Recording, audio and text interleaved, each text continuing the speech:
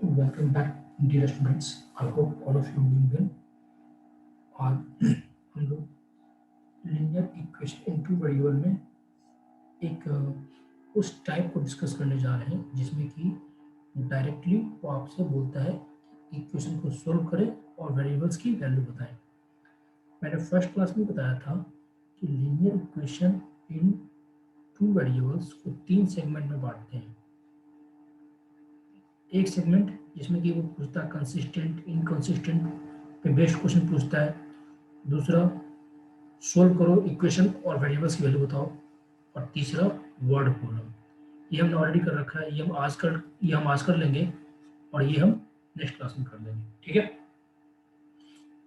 और एक बात मैं आपको बता दूं कि आज मैंने प्रैक्टिस सीट अपलोड कर दी है। प्रैक्टिस सीट की जो लिंक है वो डिस्क्रिप्शन बॉक्स में दे रखी होगी। देखो, जिन लोगों को लगता है क्वेश्चन इजी आने हैं और तो उनकी जो तैयारी भी है वो उसी टाइप की होनी चाहिए, है ना, तो वो class problem plus NCERT class 10th की लगा लें। एनसीईआरटी क्लास 10th में एक चैप्टर होगा linear equation in two variables, आप उसको लगा लीजिए। जिनको ये लगता है कि नहीं हमें सिर्फ इजी पढ़ना है वही आएगा, वेल एंड गुड।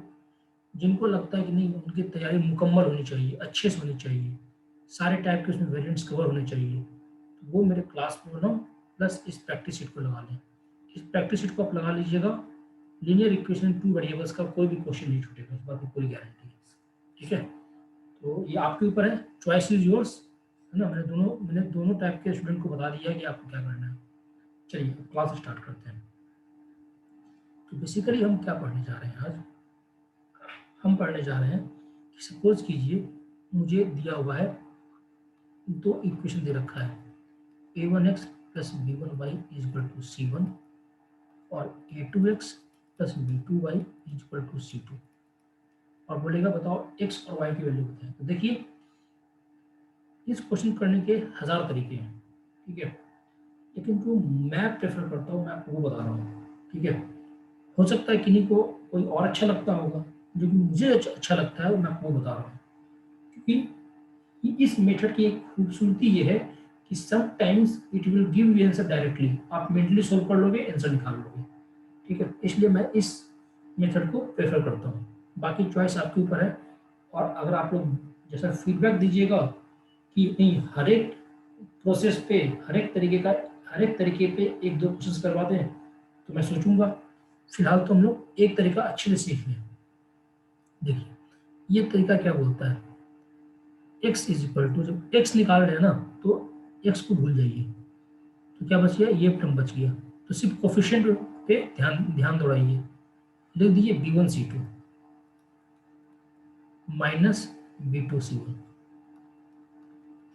और जब आप डेनोमिनेटर लिख रहे हैं तो इस पार्ट को भूल जाइए, क्या हो जाएगा, a1b2 माइनस a2b1, और y is equal to same चीज, जब y लिख रहे हैं तो y को भूल जाइए, तो क्या हो जाएगा, a1c2 माइनस क्या, a2c1 अपॉन क्या, डेनोमिनेटर दोनों का सेम ही रहेगा, है ना। और डेनोमिनेटर लिखने का तरीका क्या है कि आप इस कांस्टेंट टर्म को भूल जाइए। और एक चीज ख्याल रखिएगा कि ये x नहीं होता, ये माइनस एक्स होता है, ये मत भूलिएगा वरना गलत हो जाएगा क्वेश्चन, ठीक है।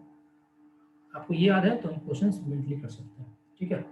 दूसरी बात, आपका जो इक्वेशन दे रखा है मेक श्योर कि वो इसी स्टैंडर्ड फॉर्म में हो। अगर इस स्टैंडर्ड फॉर्म में नहीं है तो हम उसे पहले इस फॉर्म में कन्वर्ट कर देते हैं। मैं क्या बोल रहा हूँ, इसको ये आगे चल के एक दो एग्जाम्पल से क्लियर होगा। चलिए अब क्वेश्चंस करते हैं और सीखते हैं। पहला क्वेश्चन हमारा ये रहा, 2x plus y is equal to 35, 3x plus 4y is equal to 65। तो आपसे x और y की वैल्यू पूछ रहा है वो, तो मैं डायरेक्ट लिखूंगा। अब मैं देखो, मैं डायरेक्ट आंसर लिख रहा हूँ, इस मेथड की खूबसूरती यही है, x is equal to 65 minus 140 कितना हो गया 75 है ना, अपॉन 8 माइनस 3 5 कितना हो जाएगा। हाँ लिखिए, देखिए 65 माइनस 140 ठीक है, अपॉन 8 माइनस 3, ये हो गया आपका -75 अपॉन 5, और ये x नहीं था, ये -x होता है, ये ध्यान रखिएगा। x इक्वल टू क्या हो जाएगा 50। अब अगर आपको y निकालना है तो आप इसी तरीके से निकाल लीजिए, या x की वैल्यू पुट कर दीजिए। तो मैं x की वैल्यू पुट कर दे रहा हूँ, तो 30 कितना हो जाएगा, y इक्वल टू क्या हो जाएगा 5। तो आपने देखा, इस क्वेश्चन को आप वर्बली भी कर सकते हो, इसीलिए मैं इस मेथड को फॉलो करता हूँ। चलिए दूसरा क्वेश्चन ये रहा आपको, 2x plus 3y minus 13 is equal to 0, और 3x plus 4y minus is equal to 18। ये है। देखिए एट दिस मोमेंट ये जो इक्वेशन है वो स्टैंडर्ड फॉर्म में नहीं है, तो अगर हम इस इक्वेशन को रीराइट कर दें लाइक दिस, अब जो है ये हमारा स्टैंडर्ड फॉर्म में है ना। तो अब इसे सोल्व कर देते हैं, अब इसे सोल्व करते हैं, डायरेक्ट लिखिए, मैं लिखूंगा x is equal to, x नहीं minus x is equal to 52 minus 54, 52 minus 54 upon 9 minus 8 minus 2, x की वैल्यू क्या हो गया हमारा 2, और जब एक्स इक्वल टू 2 किसी में पुट कर दीजिए तो 3 दूनी 6, कितना हो जाएगा 6, और ये आपका 18 मिल गया 6 कितना हो गया 12, वाई इक्वल क्या जाएगा, वाई इक्वल 3 आ जाएगा।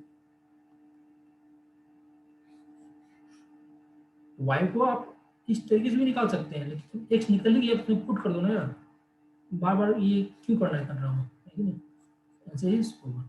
तो मेक श्योर कि जो पहले इक्वेशन है ना वो आपके स्टैंडर्ड फॉर्म में हो। चलो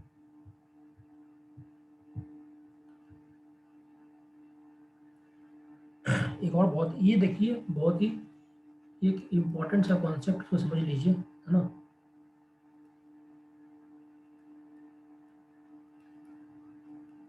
देखिए ये एक आपका एक स्पेशल केस है, जब कभी आपके पास ये x plus y equal to something, x minus y equal to something दे रखा हो, ध्यान रखिएगा जो मेरा लार्ज नंबर होता है ना वो क्या होता है, मेरा लार्ज नंबर क्या होता है, सम ऑफ, सम का हाफ होता है, सम का हाफ होता है, और जो स्मॉलर नंबर होता है वो होता है डिफरेंस का हाफ होता है। क्या होता है, डिफरेंस का हाफ होता है। ये आपको यहाँ से भी दिख रहा होगा, है ना, और इसका यूज आपके बोर्ड एंड स्ट्रीम में होता है जम के, और एल्जेब्रा में भी होता है जम के। ठीक है, यहाँ पर तो बहुत सिंपल सा था, आपको आपको लग रहा होगा कि ये तो मैं ऐसे भी निकाल सकता हूँ, इसकी क्या जरूरत है, पर तो इसकी जरूरत पड़ेगी, अच्छी जगह अच्छे क्वेश्चन पे इसकी जरूरत पड़ती है, और इससे हमारा काम काफ़ी आसान हो जाता है। इस कॉन्सेप्ट को ध्यान रखिएगा, ठीक है। चलो अभी देखो, सपोज को मैं बोलूँ बोट की स्ट्रीम है, हाँ बोट की स्पीड है एक्स और स्ट्रीम की स्पीड है वाई, तो और ये डाउन स्ट्रीम की स्पीड दे रखा है कितना 5, अप स्ट्रीम की स्पीड दे रखा है क्या, मान लो दे रखा है क्या, हाँ 8, है ना। आपसे पूछेगा बताओ अप स्ट्रीम की स्पीड क्या होगी, सॉरी बोट की स्पीड क्या होगी, बोट की स्पीड क्या होगी, तो कैसे निकालोगे, ये बिल्कुल दोनों बिल्कुल सेम क्वेश्चन है, लेकिन अब ये मैं उसको बोट्स एंड स्ट्रीम में लेके जा रहा हूँ। देखो ये बोट की स्पीड है, ये स्ट्रीम की स्पीड है, ये डाउन स्ट्रीम की है, अप स्ट्रीम ये हमारा है। आपसे पूछ देगा बोट का स्ट्रीम, बोट की स्पीड क्या होती है, बोट की स्पीड क्या होगी, तो आपने फॉर्मूला रट्टा मार रखा होगा, half of S D plus S U, यह आपने रट्टा मार रखा होगा, और स्ट्रीम की स्पीड क्या हो जाएगी, half of S D minus S U. क्या ये यही चीज नहीं है, क्या ये यही चीज नहीं है, बताना मुझे। देखो ये इसी फॉर्म में है, तो लार्ज नंबर यहाँ पे बताओ, लार्ज नंबर मतलब क्या, ऑब्वियस सी बात है, हमारा जो बोट की स्पीड होती है वो स्ट्रीम से ज़्यादा होती है, तो large number is equal to sum का हाफ, सम का हाफ, हाफ ऑफ सम का 5 प्लस 1, है ना, 5+1 कितना 6.3। और आपका स्ट्रिंग की स्पीड क्या डिफरेंस 4 में से तो गया 2 कितना हो जाएगा। तो ये जो आपने फॉर्मूला जो आपने रट्टा मार रखा है ना वो यही है, वो यही है। बस यहाँ पे एक नाम दे दिया गया half of H D plus S U, उसको उसको आप जनरलाइज तरीके से पढ़िए ना, ठीक है। इसका बहुत जगह यूज होगा, एलजेब्रा में यूज होगा, नंबर सिस्टम में यूज होगा, हर जगह यूज होगा। तो ऐसे इसको यू रट्टा इसको यू मत रटिए, ये कैसे आया यहाँ समझ लीजिए, है ना। मैंने यहाँ पे एक झलक दिखाई है इसकी कि इसका इस कॉन्सेप्ट का यूज हम बहुत जगह करते हैं, तो आपको ये कॉन्सेप्ट पता होना चाहिए rather than mugging this formula, ठीक है। ये फॉर्मूला मतलब क्या कीजिए, इस कॉन्सेप्ट को ध्यान रखिएगा। चलिए इससे एक सिंपल सा क्वेश्चन करते हैं। मान लो ऐसा दे रखा है x plus y equal to 12 और y minus x equal to क्या 2। तो ये लोग कई बार क्या करते हैं, इसको बिना देखे एक्स इक्वल टू मार देते हैं 7 और वाई इक्वल टू मार देते हैं 5। तो ये गलत है। मैंने क्या बोला आपको, मैंने बोला है कि लार्ज नंबर, यहाँ पे लार्ज नंबर कौन है भाई, लार्ज नंबर यहाँ पे वाई है। देखो ना, आप वाई में से एक्स को माइनस कर रहे हो और रिजल्ट आपको पॉजिटिव मिल रहा है, मतलब ऑब्वियसली बात है वाई क्या बड़ा होगा, इसलिए वाई इक्वल टू 7 होगा और एक्स इक्वल टू 5 होगा। ये ध्यान रखिएगा, ऐसी सिल्ली मिस्टेक मत कीजिएगा, ठीक है। ये बहुत लोग ये मिस्टेक कर देते हैं, इसका ख्याल रखिएगा, ठीक है। हमेशा लार्ज नंबर होता है हाफ ऑफ सम और स्मॉलर नंबर होता है half of difference, okay. Hopefully आपको चीज समझ में आई होगी। चलिए आगे बढ़ते हैं।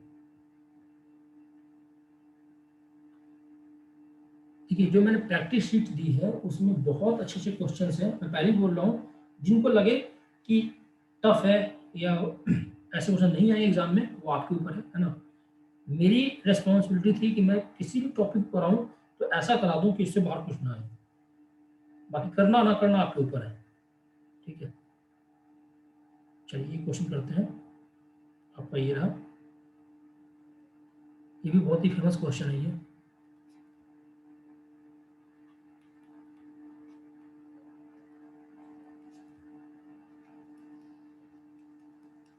ये है आपका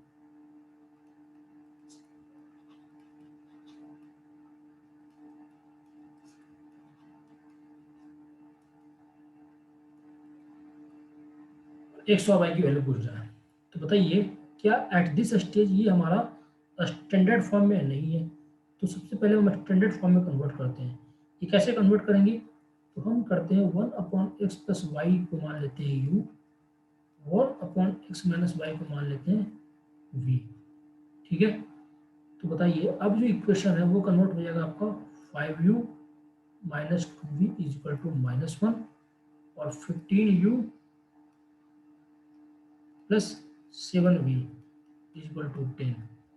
अब बताइए यहाँ से मैं अगर मैं लिखूँ -u तो क्या होगा, आप बोलोगे -20 और ये +7 और यहाँ क्या हो जाएगा आपका 35 30 65, है ना। तो u इक्वल है मेरा 1/5। चलिए अब अगर u 1/5 है, v निकालना है मुझे, तो v निकालना है मुझे, तो 50 + 15/15 v मेरा कितना आ रहा है 1 आ रहा है, v कितना आ रहा है 1 आ रहा है। अभी देखिए u कितना है 1/5, अगर मेरा u 1/5 है तो x प्लस वाई कितना हो जाएगा 5 और x माइनस वाई क्या हो जाएगा 1। अब यहाँ से डायरेक्टली मुझे कुछ नहीं करना है, मुझे पता है x बड़ा नंबर है क्योंकि x में से y जा रहा है और पॉजिटिव नंबर मिल रहा है, तो मैं लिखूंगा बड़ा number is equal to half of sum और छोटा number is equal to half of difference. Game is over. इस टाइप के क्वेश्चन को हम लोग ऐसे सोल्व करते हैं, ठीक है जी। चलिए एक क्वेश्चन और देखिए।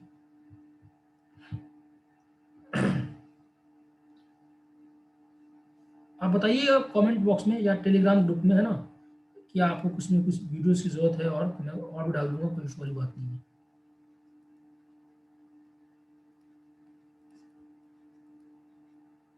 यूट्यूब पे लोग सोचते हैं कि 2 लेक्चर हो और हमारा टॉपिक खत्म हो जाए, ये परेशानी रहती है।